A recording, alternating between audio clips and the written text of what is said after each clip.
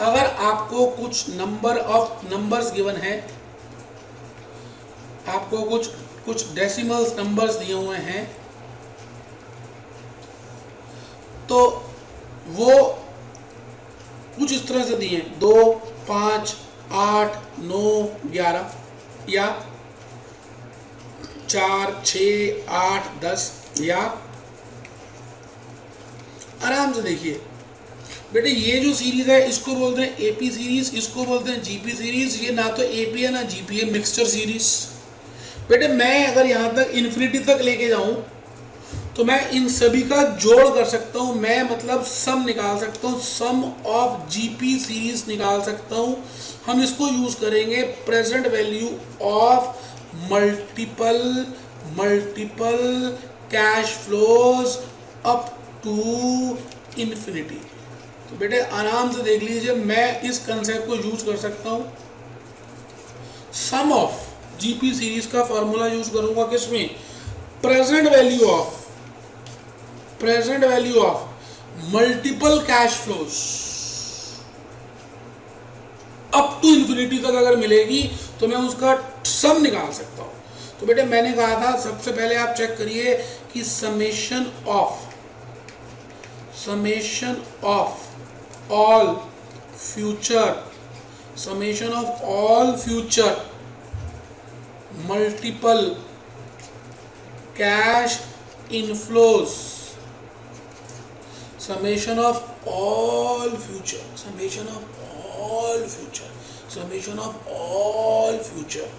multiple cash inflows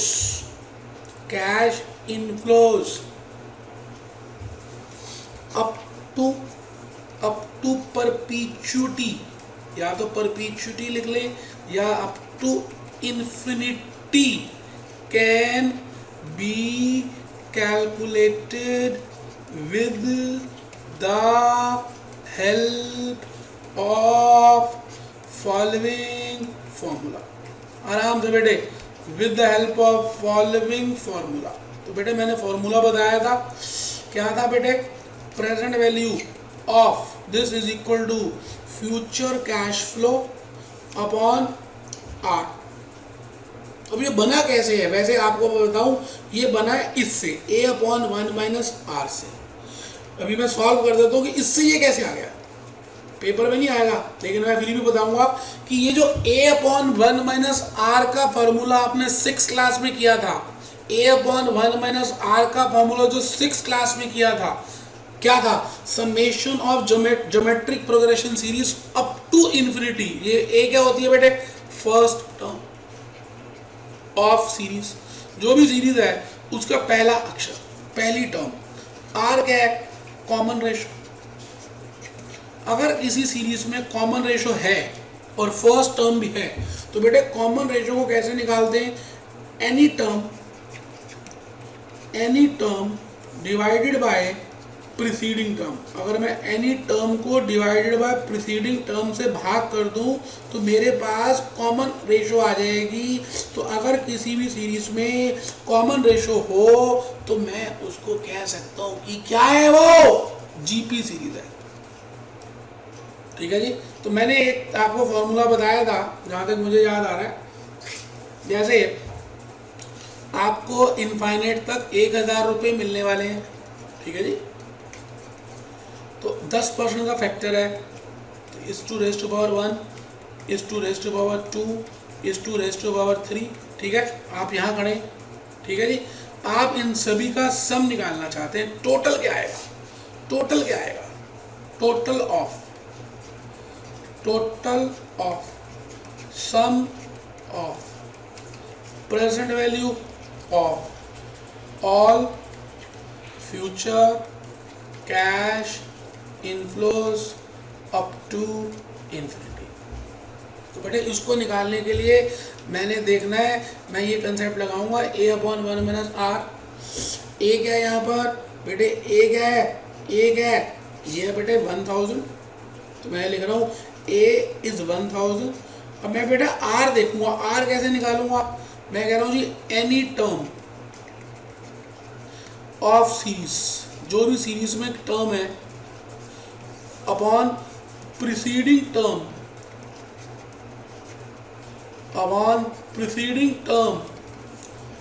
of that series, उसी series की preceding term, any term of the series upon preceding term of that series. तो any term of the series जैसे ये है 100, ये 1 upon या 1000 upon 1 plus 0.10 raised to power 2 भाग में 1000 upon 1 plus 0.10 raised to power 1. ये चेक करते हैं, इसको करके देखते हैं. ये आ रहा है जी 1000 upon 1 plus 0.10 raised to power 2 whole divided by 1000 upon 1 plus 0.10 raised to power 1. ये तो कट गया बेटे, ये बच गया बेटे.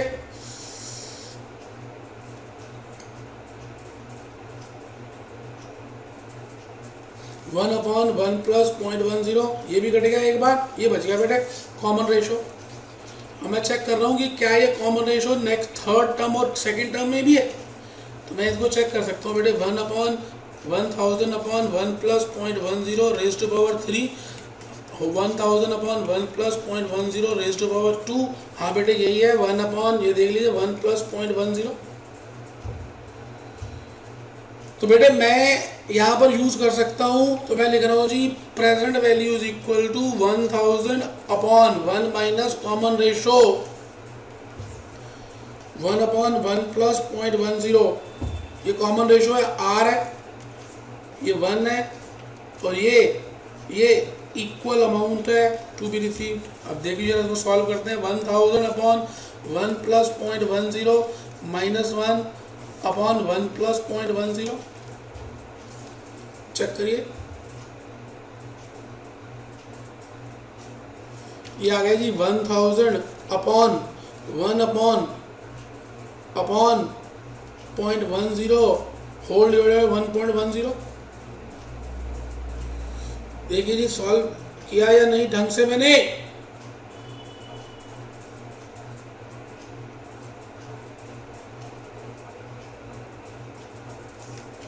इसको अगर मैं सॉल्व कर दूं तो बेटे लास्ट में आंसर यही आ रहा है, फ्यूचर वैल्यू अपॉन 1 प्लस 0.10. या ये समझ लीजिए ये आ रहा है जी, ये आ रहा है, इसको ऐसे कर लूं 0.10 अपॉन 1 प्लस 0.10, ऐसे भी कर सकता हूं. 0.0 कट गया.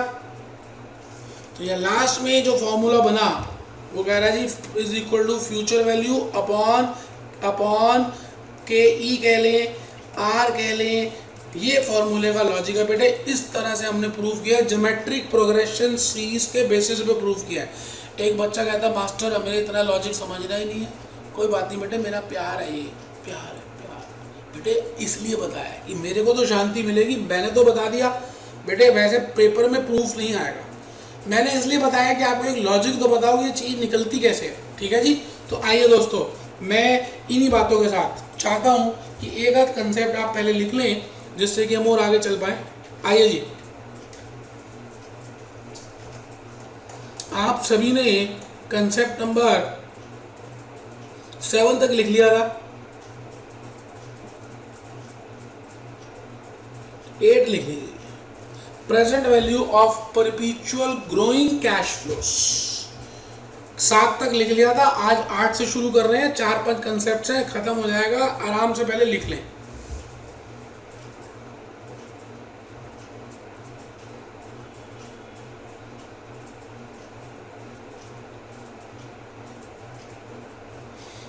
Present value of perpetual growing cash flows.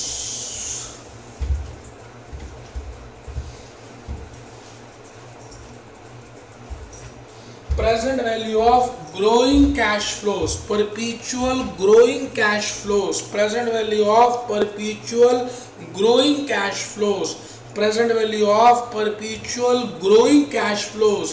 मतलब अभी तक जो आपने लास्ट कंसेप्ट 7th में किया वो ये था कि present value of perpetual cash flows मतलब उतनी मिले अनंत काल तक. 1000 मिले तो हजार. यहाँ पर क्या है, इक्वल मिले फिर ग्रोइंग रेट के साथ. 1000 मिले पहली बार, मान लेते ग्रोथ रेट 5% है, तो दूसरी बार मिले 1000 प्लस 5% ऑफ 1000, थर्ड ईयर में मिले 1000, जो फर्स्ट ईयर में मिला 1000, 1050, पहले ईयर में मिला 1000, दूसरे ईयर में मिला 1050, थर्ड ईयर में मिले 1050 का जी का 5%। लिख ले, फिर बताऊंगा। फॉर्मूला लिख लें, cash flow upon discounting rate minus growth rate. Cash flow upon discounting rate minus growth rate. Mr. Ram wants to receive ₹100 at the end of year 1. After that, he wants cash flow to grow every year by 5% up to infinity. Now the total of that can be calculated as follows. उसका total हम इस तरह से निकाल सकते हैं। लिख लिया जी, ए और बी लिख लिया, ए और बी पॉइंट लिख लिया।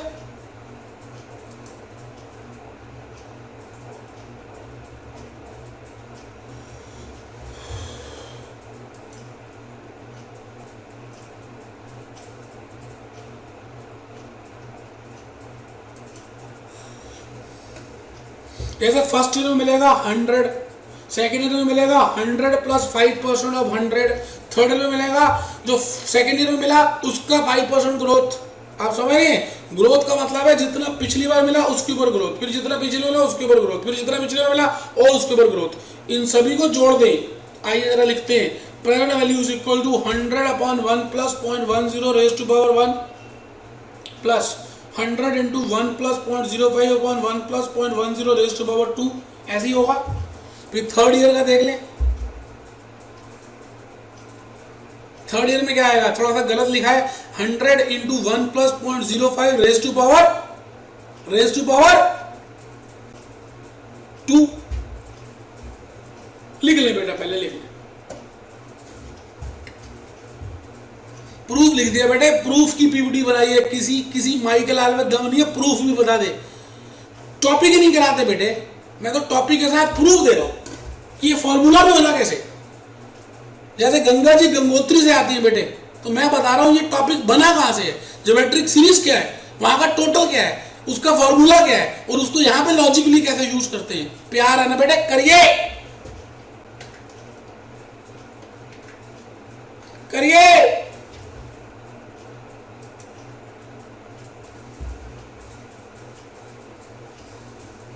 थोड़ा सा ठीक कर लें बेटे, थर्ड है 100, जैसे यहां पर, यहां 3 लिख लें, इधर 100 2, 100 into 1 plus 0.05 raise to power 2, यहां पे लिखेंगे 100 into 1 plus 0.05 raise to power 1, 100 into 1 plus 0.05 raise to power 2। ठीक है जी। So we will check whether the given series, हम चेक करेंगे कि क्या ये गिवन सीरीज जीपी है या नहीं। उसके लिए क्या करते हैं, any term divided by preceding term और succeeding term divided by preceding term. ठीक है जी, succeeding term divided by preceding term, succeeding term divided by preceding term. ये देखो, मैंने ये सेकंड टर्म ली और फर्स्ट टर्म ली, second term divided by first term. Check करिए, मेरे पास आ रहा है 1.05 अपॉन 1.10 का आंसर। मतलब सेकंड टर्म को मैंने अगर फर्स्ट टर्म से डिवाइड किया तो 100 कट गया, 1 प्लस 0.10 ऊपर वाला कट गया, नीचे वाला भी कट गया, ऊपर क्या रह गया 1.05 अपॉन 1.10। आराम से यहाँ दिख रहा है, ये 100 इस 100 से कट गया, फिर ये 2 ये 1 से कट गया, ये तो पूरा ही कट गया, ये 1 रह गया और ये रह गया। तो इसको मैंने नीचे लिख दिया 1.05 upon 1.10 as common ratio is same we can use GP series. चलिए जी, देखिए आराम से देखिए, क्या सबको समझ आ रहा है? देखिए हाँ या ना भी नहीं बोल रहे बेटा, हाँ या ना तो बोल दो। माना कि आपकी आवाज मैं सुन नहीं पा रहा, माना कि आप मुझे देख नहीं पा रहे हो, और माना कि मैं भी देख नहीं पा रहा, लेकिन हम दोनों फिर भी कहीं ना कहीं कनेक्टेड है एक दूसरे से। प्लीज हाँ या ना बोलिए, मेरे को फिर भी सुनाई दे रहा, हाँ या ना बोलिए, बोलिए। चलिए आगे लिखिए,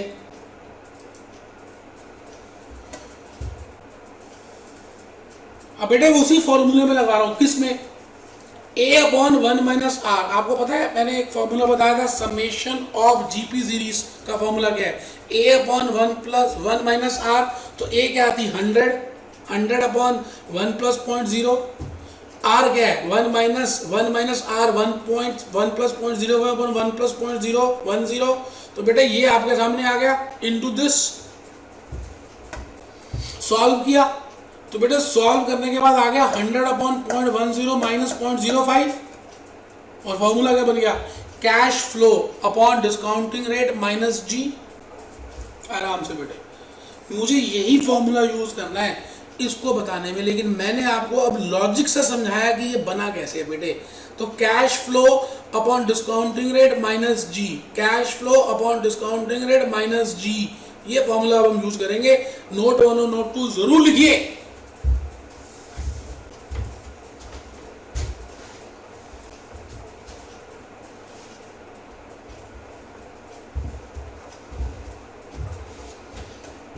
Discounting rate can be named as cost of equity, that is KE, that is expectations of equity holders.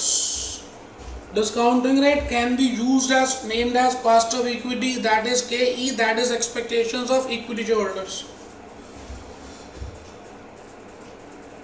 Note 2, dividend growth model. As per dividend growth model, KE is equal to D1 upon MPS कर ले, MRS नहीं है, गलती से printing mistake है, MPS, D1 upon MPS plus g, D1 upon MPS plus g. ये मैंने financial decision में फॉर्मूला कराया था, इसी लॉजिक से वो फॉर्मूला बन गया P0। कैसे, एमपीएस उधर चला जाएगा, के नीचे आ जाएगा, जी इधर चला जाएगा मान लो माइनस में, क्योंकि एमपीएस कॉमन लिया। तो देखिए मैंने शायद सॉल्व भी किया, नहीं तो करके दिखा देता हूँ, ठीक है कोई बात नहीं। चलिए मैं आपसे ये कह रहा हूँ कि आपको ये देखना है कि हमारे पास ये दोनों चीज़ें ये इन्फिनिटी हैं।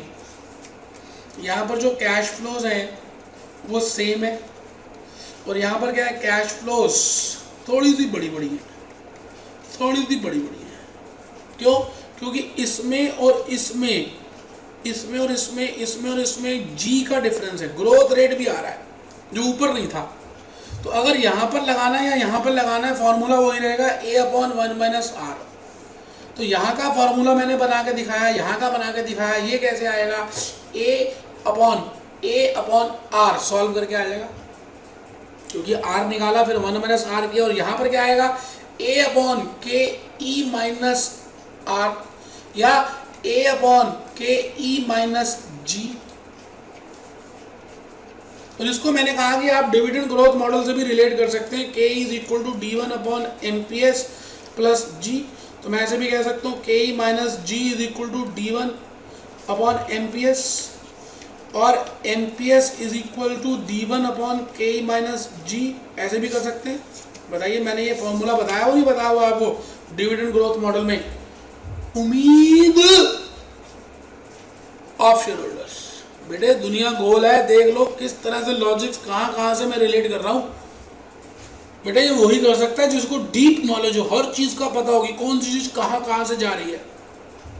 तो बेटे आपको बस ये ध्यान रखना है कि वो जो इनफाइनाइट सीरीज वाली सीरीज है, इनफाइनाइट जो है, ये जो इनफाइनाइट है वो बेटे विद ग्रोथ है या विदाउट ग्रोथ है।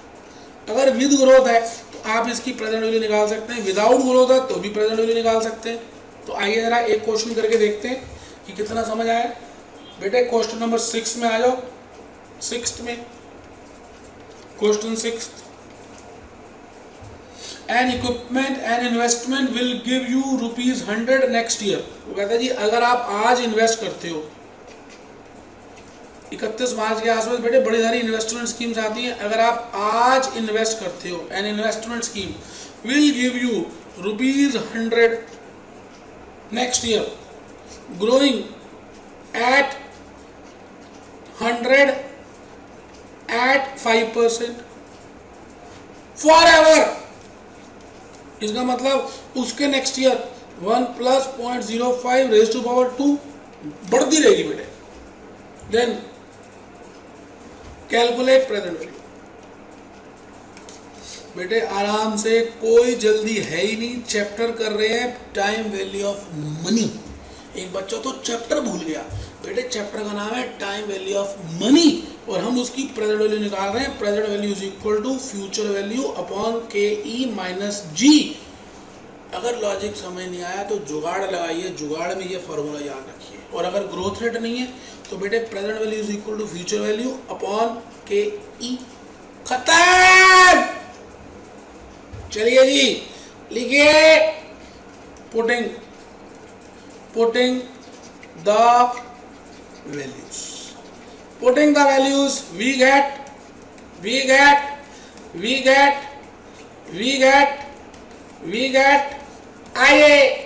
आइए मेहरबान कदरदान, लो ना बेटे, लो ना, ये लो, करो, आ गया बेटे, आ गया बेटे। इसका मतलब लिखेंगे बेटे, it implies if ₹100 along with growth of 5% is desired, अगर इच्छा है आपकी, to be received up to infinity, then ₹2,000 should be invested today. लो बेटे आराम से, कोई जल्दी है ही नहीं। तो बेटे मैंने अभी तक कुछ भी नहीं बताया, सिंपल सी बात है, एक छोटा सा कंसेप्ट बताया। मैंने कहा आप किसी भी चीज़ की फ्यूचर वैल्यू दी हो तो प्रेजेंट वैल्यू निकाल सकते हैं, और अगर आपको प्रेजेंट वैल्यू दी हो तो फ्यूचर वैल्यू निकाल सकते हैं। ज़्यादातर ये वाले क्वेश्चंस आते हैं। उसके बाद आपको मैंने कहा कि फ्यूचर वैल्यू अनइक्वल भी हो सकती है और फ्यूचर वैल्यू क्या हो सकती है, इक्वल भी हो सकती है। आप किसी भी केस में प्रेजेंट वैल्यू निकाल सकते हैं। ये कैश फ्लोज है बेटे, ये कैश फ्लोज है। अगर इक्वल होंगी तो बेटर रहता है आप एन्युटी फैक्टर का कंसेप्ट यूज करें। एन्युटी फैक्टर वो कैलकुलेटर से भी कर सकते हैं, टेबल से भी आ सकता है। फिर मैंने बताया कि आप प्रेजेंट वैल्यू निकाल सकते हैं फ्यूचर कैश फ्लोज की अगर अगर अगर ये इनफाइनाइट है, और आप वैसे भी निकाल सकते हैं future cash flows if they are with some growth factor, g is common, if g is common. तो बेटे अब मैं जो बताने जा रहा हूं उसका नाम है एन्युटी। एन्युटी होती क्या है, मैं ये कहना चाह रहा हूं बेटे। एन्युटी बताना है और एक कंसेप्ट बताना है, इंटरनल रेट ऑफ रिटर्न का। बस बेटे 3 क्वेश्चंस करने हैं, 7th, 8th और 9th और 10th, 4 क्वेश्चंस करने हैं। और बेटे ये chapter time value of money खत्म हो जाएगा। मैं चाहूंगा कि आप सभी जल्दी से अगर एक आध स्लाइड लिख लें तो मुझे खुशी होगी बेटे। और क्या कह सकता हूँ, यही तो कहना है, लिखो।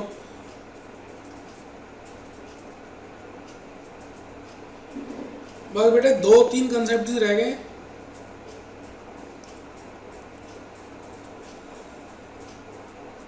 बेटा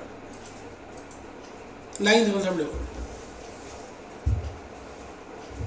annuity means series of equal cash flows.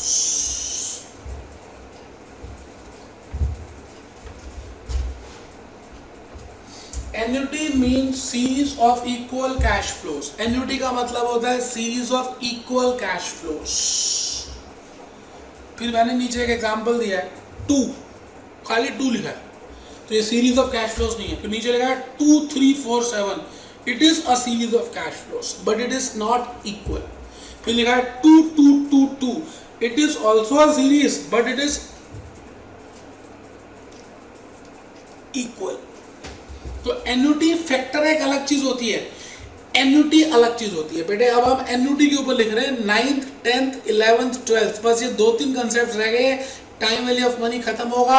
यकीन मानिए आपको हर चैप्टर में मदद करेगा अगर अभी तक आपने मेरी बात को ध्यान से सुना है तो। लिखती ढीली ना पड़ती, टाइट होती, ढीली ना पड़ती, लिखती। Annuity can be of two types, deferred annuity and annuity due.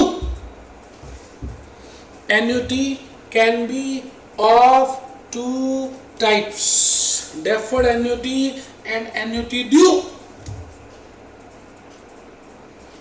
बेटे आज तक जितने भी क्वेश्चंस किए हमने वो डेफर्ड एन्युटी के किए। मैं आज पर्दा हटा रहा हूं, लेकिन आज तक जो भी किया है डेफर्ड का किया। अभी समझाऊंगा ना, लिख लो ना, डी पॉइंट लिखो ना। In case cash flows arises at the end of each year, in case cash flows arises at the end of each year, then it is named as deferred annuity. End को underline कर दीजिए, end of each year लिख लीजिए D. जैसे ये देखिए example लिखा है,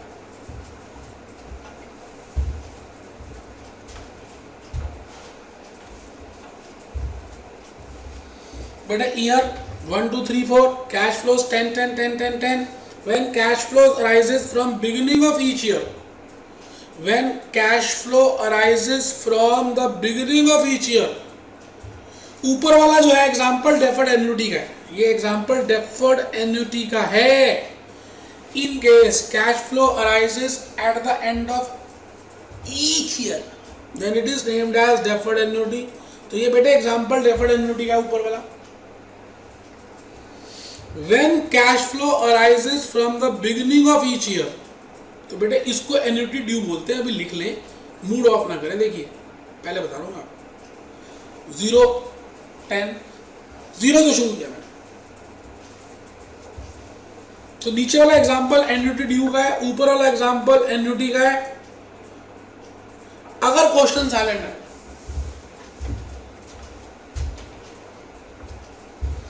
in case question is silent, then assume it is as नहीं, it is deferred annuity। अगर क्वेश्चन साइलेंट है तो हम उसको मानेंगे डेफर्ड एन्युटी। वैसे आपको बता दूं, मैं आपको बता दूं, बिगिनिंग ऑफ ईयर 1 का मतलब होता है ईयर 0। खाली सेकंड लिखूं तो second year, end of second year, और मैं लिखूं बिगिनिंग ऑफ सेकंड ईयर तो एंड ऑफ फर्स्ट ईयर बराबर ही होंगे। Beginning of third year is equal to end of second year. तो प्लीज लिख दीजिए जी पॉइंट भी, ढीले नहीं बैठेंगे। Beginning of year 1, beginning of year 2, beginning of year 3, लिखिए लिखिए लिखिए।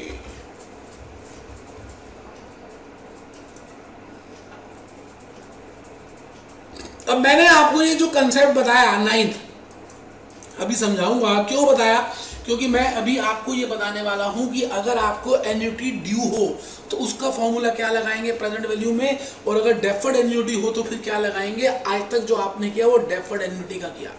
अब मैं आपको बताऊंगा कि एन्युटी ड्यू में क्या कंसेप्ट लगाएंगे। कंसेप्ट नंबर 10, कसम होगी ना लिखा तो बता रहा हूं मैं आपको, कसम होगी, विद्या माता की कसम है, ना लिखा तो बिल्कुल मैं बता रहा हूं। आप पीठ सीधी कर लो अपनी स्पाइनल कॉर्ड, झुक के मत बैठो, लिखो।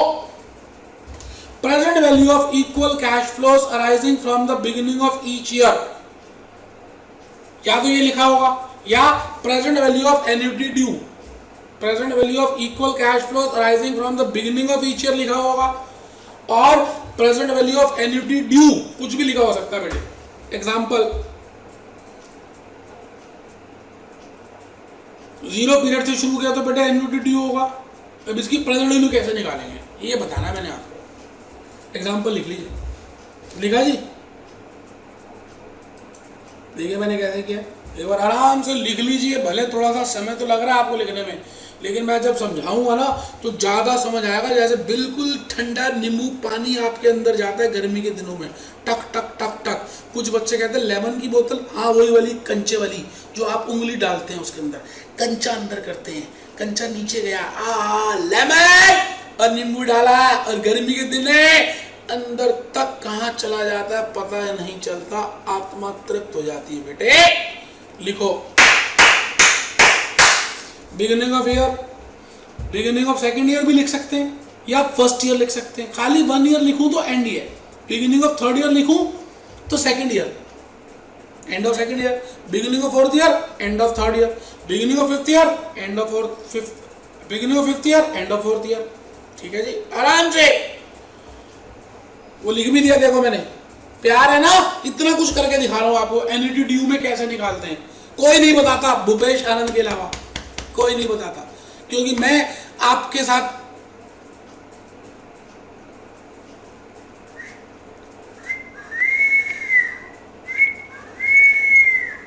लिखिए बेटा लिखिए,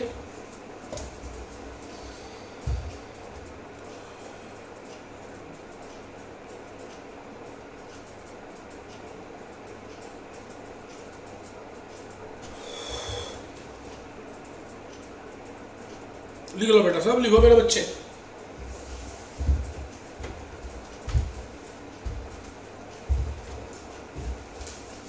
बेटा इसको कोई कॉपी भी करेगा ना तो उसको 2 साल लग जाने इस तरह से बनाते बनाते। जिसको करना है कॉपी कर लो भाई साहब। कहते हैं विद्या, मैं टीचरों की बात कर रहा हूँ, बहुत सारे टीचर्स इस समय इस वीडियो को देख रहे हैं, आपको पता भी नहीं बेटे, और वो अपने नोट्स बना रहे हैं। मैं तो कहता हूँ जो बनाना बना लो बेटे, भला तो हो रहा ना आखिरी में सबका, कोई बात नहीं, सबके भले में मेरा भला है, सबके भले में मेरा भला है बेटे। हम जो इस संसार को देते हैं वही संसार हमें वापस देता है। यूनिवर्स, कॉस्मिक यही वापस देगा जो मैं दूंगा। तो मैं भला चाह रहा हूं ना सबका, तो मुझे भला ही मिलने वाला है। चलिए जी, कोई दिक्कत नहीं, लिख लिया। एक बच्चा कह रहा नहीं लिखा, तो थप्पड़ मारूंगा बेटा, मैं सच में बता रहा हूं, मैं ये डंडा मार दूंगा, माना कि आप मेरे से दूर हो, ये डंडा तो दिख रहा। लिखो जल्दी, लिखो जल्दी लिखो। Beginning of year 1, beginning of year 2, beginning of year 3, beginning of year 4, इसका मतलब end of year 1, end of year 2, end of year 3, end of year 4। और फिर उसको मैंने किस तरह से किया है, प्रेजेंट वैल्यू फैक्टर्स। चलिए चलिए चलिए चलिए, 100 कॉमन ले लिया मेरे बेटे। और देखो मैंने कैसे लिखा, present value annuity factor 10% comma 4 years, 10% comma 4 years. Project 5 साल का है लेकिन मैं 4 इयर्स लिख रहा हूं, क्योंकि मेरे को फर्स्ट ईयर का फैक्टर 1 होता है। नीचे मैंने फॉर्मेट लिखा है, इक्वेशन, हमें तो जो भी मिलेगा हम करेंगे डिस्काउंट, हमें तो जो भी मिलेगा हम करेंगे डिस्काउंट, हमें तो जो भी मिलेगा हम करेंगे डिस्काउंट। हम तो हर चीज को इक्वेशन में लिखेंगे, हम तो हर चीज को इक्वेशन फॉर्मेट में लिखेंगे। देखिए मैंने बी पॉइंट लिखा है, following is the equation for present value as per annuity due. Present value is equal to cash flow into 1 plus present value annuity factor R%, comma 9 - 1 year, 9 नहीं n - 1 year, n - 1 year. चलिए जी, चलिए चलिए, जो लगाएगा वो पाएगा। आइए आइए आइए,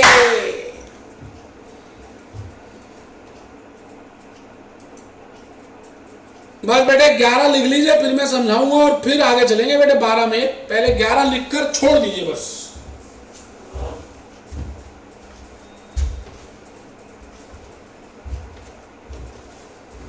परपीचुअल इन्फिनिटी, वैसी एक चीज बतानी थी। It is a time period can not be defined, और when period never ends then that situation is named as perpetual और इनफाइनाइट। मैंने अभी भी इनफाइनाइट की बातें की, जब समय नहीं पता चलता तो परपीचुअल या इनफाइनाइट बोलते हैं। Valuation of a company normally done on परपीचुअल basis. Company की जो वैल्यूएशन है परपीचुअल बेसिस में होती है। Since life of the company cannot be determined, हमें पता है ना बेटे कंपनी के फीचर्स होते हैं, perpetual life, limited liability, having MOE and OA, memorandum and articles, MOE, OA, MOE, OA।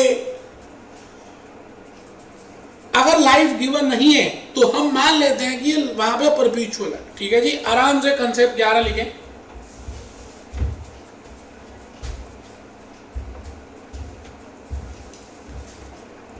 अब मेरी बात को ध्यान से सुने। क्या आपने कंसेप्ट 11 का ए पॉइंट लिख लिया? क्या आपने कंसेप्ट 11 का बी पॉइंट लिख लिया? क्या आपने कंसेप्ट 11 का सी पॉइंट लिख लिया? आराम से ए पॉइंट लिख लिया, बी पॉइंट लिख लिया, सी पॉइंट लिख लिया। चलिए फिर लिख लिया तो मेरी बात सुनिए, मैं आपसे क्या कह रहा हूं कि आप का एक दोस्त है, वो रामलाल है, और रामलाल किराए के मकान में रहता है, किराए के मकान में रहता है। आपको मालूम है बेटे, जब किराया देना होता है, जैसे जनवरी के महीने का किराया देना है, फरवरी का देना है, मार्च का देना है, वगैरह वगैरह, तो आप बेटे किराया एंड में देते हो, आखिरी में देते हो जनवरी का, जनवरी का, या जनवरी का जनवरी के बिगिनिंग में देते हो। आराम से बेटे ध्यान से देखना है, मैं आपसे पूछ रहा हूं, आप जनवरी के महीने का किराया देते हो ना, तो जनवरी का किराया बिगिनिंग में देते हो, जनवरी के एक महीना गुजरने के बाद देते हो। ध्यान से बेटे, आप पहले देते हो, आप पहले देते हो, पहले देते हो। ध्यान से देखिएगा, ध्यान से देखिएगा बेटे, मैं ये कह रहा हूं कि आपने कभी किराए के मकान में, आपका दोस्त रामलाल रहता है, और रामलाल जो है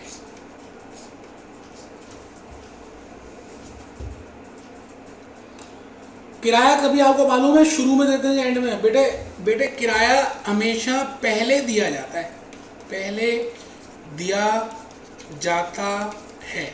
तो मैं कहूँगा ये जो कंसेप्ट है इसका नाम है annuity due, annuity due, annuity due. किराया क्योंकि हम पहले देते हैं तो इसका टोटल निकालेंगे तो बेटे इसको एन्युटी ड्यू बोलते हैं। आप मेरी बात समझ लीजिए, it is named as annuity due. But मैं कहता हूं कल आप जब CA बन जाएंगे तो एज ए एम्प्लॉई, जब आप एज ए एम्प्लॉई वर्क करेंगे, जब आप एज ए एम्प्लॉई वर्क करेंगे तो मुझे इतना बता दीजिए कि आपको सैलरी जनवरी के शुरू में मिलेगी या जनवरी के एंड में भी नहीं, फरवरी के पहले हफ्ते में मिलेगी बेटे। इसको बोलते हैं बेटे डेफर्ड एन्युटी। बेटे मैं क्या कह रहा हूं, आप सुन ही नहीं रहे ना, समझ ही नहीं रहे। मैंने कहा एन्युटी दो प्रकार की होती है, बस ऐसी एक नॉलेज देना चाह रहा था। Annuity is of two types. एक एन्युटी का नाम है बेटे, एक एन्युटी का नाम है, एक एन्युटी का नाम है डेफर्ड एन्युटी। एक एन्युटी बोलते हैं बेटे डेफर्ड एन्युटी, और दूसरी एन्युटी बोलते हैं बेटे एन्युटी ड्यू। एक है एन्युटी ड्यू और दूसरी है डेफर्ड एन्युटी। ठीक, आज तक हमने जितने भी क्वेश्चंस किए, आज तक हमने जितने भी क्वेश्चंस किए वो हमने डेफर्ड एन्युटी के किए, क्योंकि हमने माना कि हमें एंड ऑफ द ईयर में मिल रही है वो सब कुछ, जो इनफ्लोज मिल रही है वो एंड ऑफ द ईयर में मिल रही है। लेकिन मैं आपसे कह रहा हूं इसकी प्रेजेंट वैल्यू हम निकाल सकते हैं, आज तक निकाली। लेकिन अगर मैं आपसे कहूं, क्या कहूं, मैं अगर आपसे ये बोलूं कि अगर आपको ये पैसे बिगिनिंग में मिल रहे हैं, बिगिनिंग में मिल रहे हैं, बिगिनिंग में मिल रहे हैं, बिगिनिंग में मिल रहे हैं, तो बेटे ये एन्युटी ड्यू का कंसेप्ट हुआ।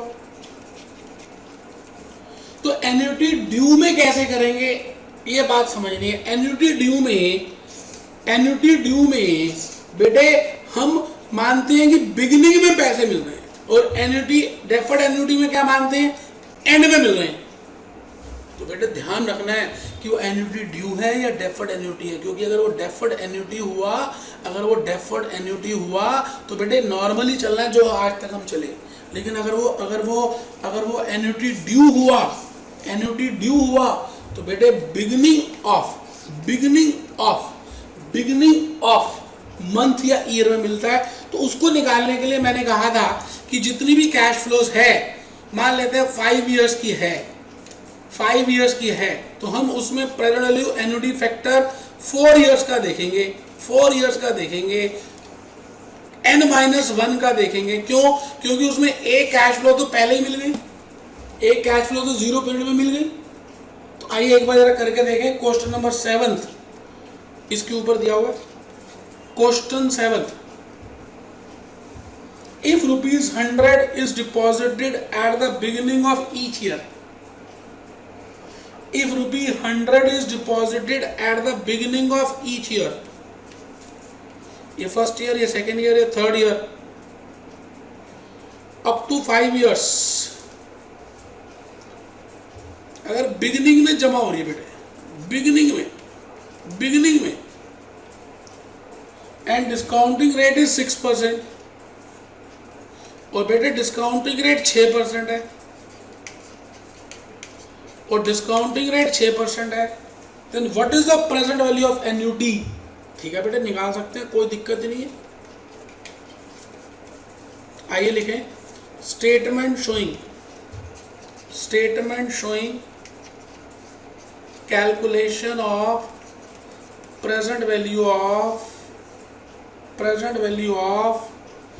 present value of annuity due. Statement showing calculation of present value of annuity due year, cash flow, present value factor and present value 0, 1, 2, 3, 4। अब बेटा ये एंड है, end of first year is equal to beginning of second year. वो बात आपको पता है, इसलिए मैं बार बार नहीं लिख रहा। बेटे 100 रुपये, बेटे 100, बेटे 100, बेटे 100, बेटे 100, बेटे 100, बेटे यहाँ पर 10% है, 6% है, तो मैं करके दिखा रहा हूँ बेटे। 1/1.06, 0.943, 0.889, 0.839, 0.792, ये रहा बेटे, ये टोटल करना आराम से बेटे। 100 into 0.943, 100 into 0.889, 100 into 0.839, 100 into 0.792, 100 into 1, ये आ गया बेटे 4। कुछ थोड़ी सी प्रिंटिंग में दिक्कत आ गई बेटे, करना है ना कैलकुलेशन है, मुझे लगता है 6% है। 0.943, 0.889, 0.839, 0.792, ठीक है जी। 100 into 1, 100 into 0.943, 100 into 0.889, 100 into 0.839, 100 into 0.792, 446। Answer ठीक कर ले बेटे, 446 है, 446 है बेटे।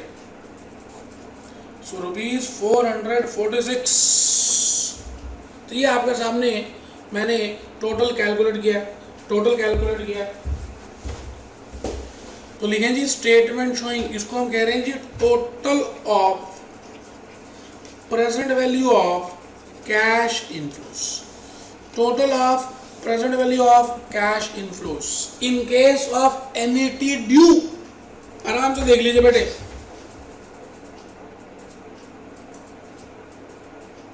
चलिए बेटा, मैं भूपेश आनंद बेटे इस समय 11 कंसेप्ट लिखवा चुका हूँ, एन्युटी ड्यू का बता चुका हूँ।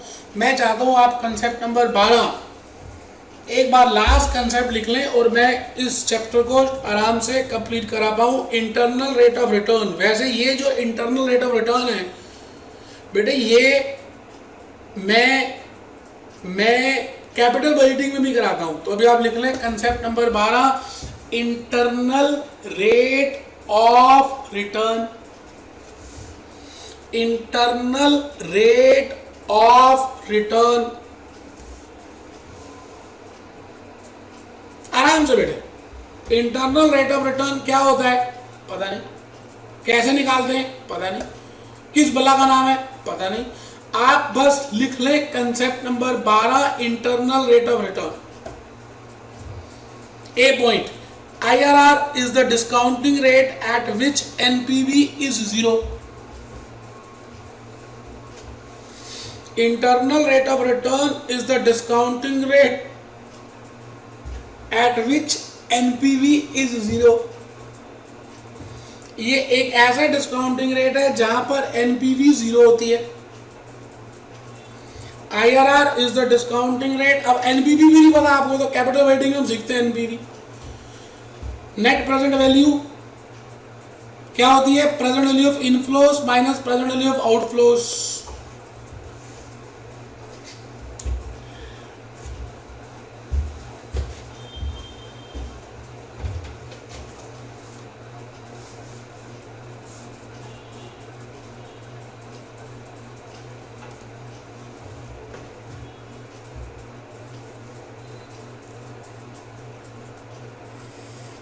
लिख लिया जी. सपोज फ्यूचर वैल्यू और year end value is ₹110 and present value is ₹100. So in this case discounting rate can be calculated. अभी देख लेते हैं.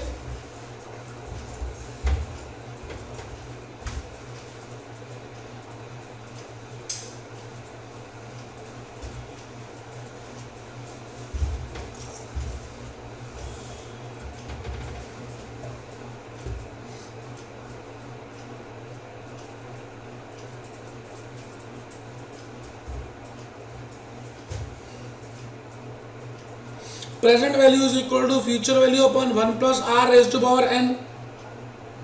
लिख लीजिए बस, फिर मैं आराम से समझाऊंगा और 2-3 क्वेश्चन से आराम से कर लेंगे बेटे. कोई टेंशन की बात ही नहीं है मेरे बच्चे, मेरे लाल. ये कंसेप्ट है क्या मैं सब समझा दूंगा.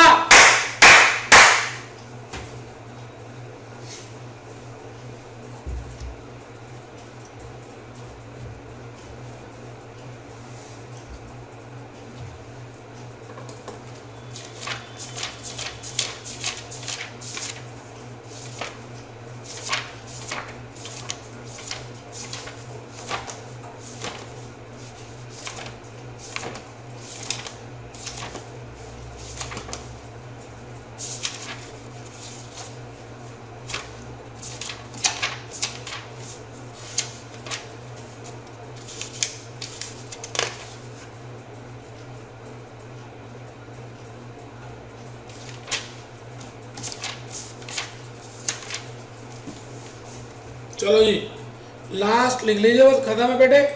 देख लेते हैं कितनी रह गई.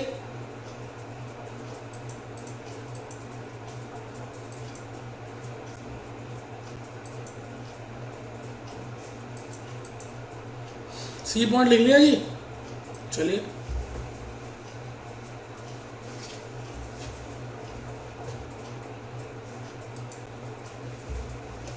बेटा सीधी सी बात है, अगर प्रिंसिपल दिया हो और अमाउंट भी दिया हो तो आप आर नहीं निकाल सकते. आज तक क्या था, या तो फ्यूचर वैल्यू दी होती थी और आप प्रेजेंट वैल्यू निकालते थे, या प्रेजेंट वैल्यू दी होती थी आप फ्यूचर वैल्यू निकालते थे. मैं कहता हूँ फ्यूचर वैल्यू भी दी हुई है, प्रेजेंट वैल्यू भी दी हुई है, तो बीच का आर गिवन नहीं है, तो बेटे आर निकाल सकते हैं. डिस्काउंटिंग रेट है. Suppose cash flow for 4th year is 200.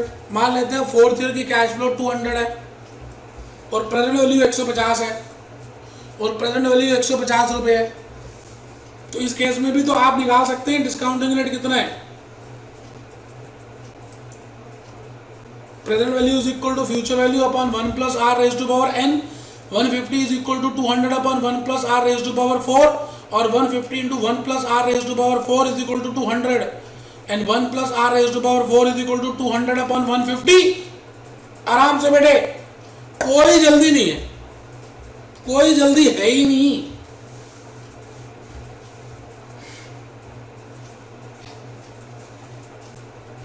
Present value is equal to future value upon 1 plus r raised to power n. 150 is equal to 200 upon 1 plus r raised to power 4.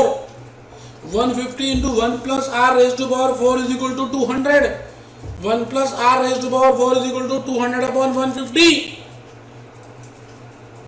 तो बेटे आराम से 4 है तो 2 bar square root करना है, कोई tension की बात ही नहीं है. 1 plus r raise to power 4 is equal to 1.333. 1 plus r is equal to 4 square root. और बेटे 4 बार स्क्वायर रूट करना है, 4 बार करना है, 2 बार करना है मतलब. जैसे 1.33 है, 1.33, ये गया 1, ये गया 2, ये गया 3, ये गया 4, 1 2, ये देखिए 2 बार आ गया। स्केयर का मतलब होता है 2 बार, 4 टाइम्स का मतलब होता है उसको 2 बार स्केयर रूट कर रहे हैं, ठीक है जी। एक बच्चा कहता है समझ नहीं आ रहा, मुझे पता नहीं समझ आ रहा। यार एक बार लिखना तो है ही ना बेटे, एक बार लिख तो लो, सारा काम मेरा है बेटे, मैं समझाऊंगा। लास्ट है, लो खत्म।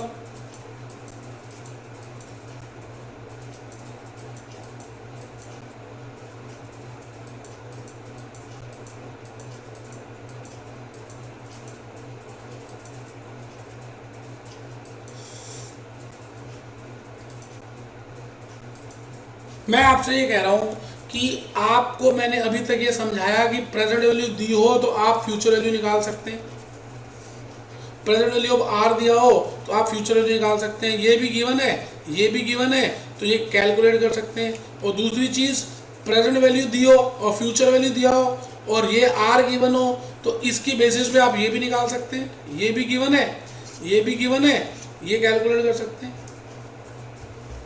बट मैं आपसे अब नई चीज बता रहा हूं कि आपको फ्यूचर वैल्यू भी पता है और प्रेजेंट वैल्यू भी पता है, तो आप आर कैलकुलेट कर सकते हैं ना, how much will be r. आप आर कैलकुलेट कर सकते हैं ना, how much will be r. R की वैल्यू निकाल सकते हैं बेटे, आप आर की वैल्यू कैलकुलेट कर सकते हैं। प्रेजेंट वैल्यू गिवन है, फ्यूचर वैल्यू निकाल सकते हैं, फ्यूचर वैल्यू गिवन है, प्रेजेंट वैल्यू निकाल सकते हैं, और प्रेजेंट वैल्यू फ्यूचर वैल्यू दोनों दिए तो आर की वैल्यू कैलकुलेट कर सकते हैं, आर की वैल्यू कैलकुलेट कर सकते हैं, आर की वैल्यू कैलकुलेट कर सकते हैं। आर हम बोलते हैं इन्फ्लेशन रेट कह दें, कुछ भी कह दें।